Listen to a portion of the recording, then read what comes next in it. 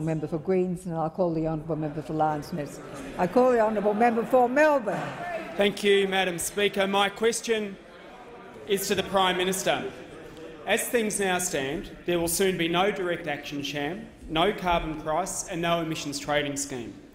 As most of the new senators now support at least the principle of an ETS, will you now agree to an ETS as well?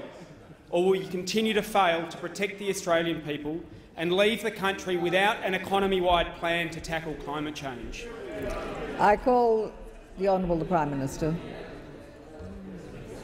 Well, Madam Speaker, I just want to make the point in response to the member who asked the question that there is no country in the world, according to the Productivity Commission, that has an economy-wide carbon tax or indeed an economy-wide emissions trading scheme. For instance, the European ETS covers just 45% of total emissions at about $8 a tonne. California's ETS covers about 35% of total emissions at about $12 a tonne.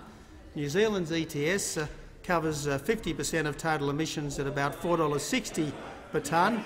And, Madam Speaker, the Chinese ETS, or the proposed pilot in Beijing, covers 40% of total emissions, and I'm advised, Madam Speaker, that 99.9% of permits have been provided to industry for free. So, Madam Speaker, when it comes to carbon taxes and emissions trading schemes, the world is going against the Greens' view. The world is going against the Greens' view, and the problem that the Greens have, apart from the fact that they are being echoed by the Leader of the Opposition, the problems that the Labor Party and the Greens have is that, as far as they're concerned, Copenhagen never happened. That's the thing, Madam Speaker. They have not woken up to the fact that everything with respect to climate change changed at Copenhagen. What we're doing is proposing direct action.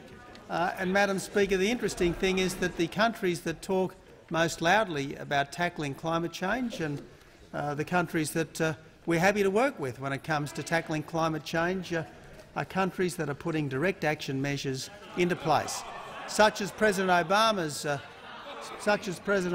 direct action measure to limit power station emissions.